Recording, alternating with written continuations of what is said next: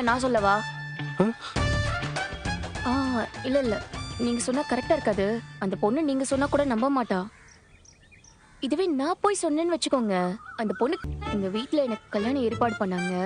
அதுல இருந்து எஸ்கேப் ஆக சோழன் தான் எனக்கு ஹெல்ப் பண்ணாரு.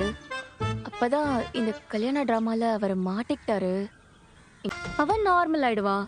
இந்த விஷயத்த நீங்க போய் சொன்னா அவ கண்டிப்பா நம்ப மாட்டா. நீங்க ஏதோ போய் சொல்லி சமாளிக்கிறீங்கன்னு தான் நினைப்பா அவ. ஆனா நான் சொன்னதா கரெக்டா இருக்கும். உங்களுக்கு அந்த பொண்ணு பிடிச்சிருக்கு, அந்த பொண்ணுக்கும் உங்களை பிடிச்சிருக்கு. அப்புறம் என்ன? இல்லங்க. நானே போய் பேசி இத சரி பண்றேன். சரி பண்ண போறீங்க?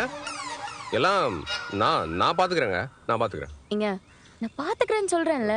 ஏங்க முதல்ல ஏங்க அது ஒண்ணு. நிக்கிறீங்க? வாங்க உட்காருங்க வாங்க. ஏங்க இருங்க. உட்காருங்க. கூட்டிட்டு வந்து நானே உங்களுக்கு கல்யாணம் பண்ணி வைக்கிறேன். ஏங்க என்னங்க பேசுறீங்க? அதெல்லாம் ஒண்ணும் வேணாங்க. நான் அந்த பொண்ணு அப்படிலாம் ஒண்ணும் பார்க்கலங்க. சும்மா நடிக்காதீங்க சோழன்.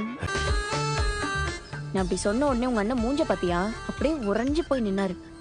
ரோட்ல ஒரு பொண்ணை பாத்திர கூடாது, உடனே போய் பேசி வழியிருது. உன் பொண்டாட்டி உனக்கு கல்யாணம் பண்ணி வைக்கிறதுக்கு அந்த பொண்ணை கூட்டிட்டு வர்ற. நல்லா இருக்குல்ல இது?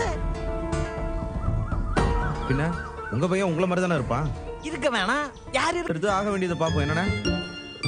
ஆமா, நிலா போய் கூப்பிட்டா அந்த பொண்ணு உடனே கிளம்பி வந்துருமா? ஏன் வராது? நீ போன் எடுக்க மாட்டேங்கிற, பேச மாட்டேங்கிறன்னு நேத்துல இருந்தே அந்த சோழா. பாவண்டா நிலா. அந்த பொண்ணு எதுக்குடா நம்ம வீட்டுல இருந்து கஷ்டப்படணும்? முதல்ல நிலாவை இந்த வீட்டு விட்டு போக வேண்டாம் நீங்க இருக்க சொன்னதே நான் தான்.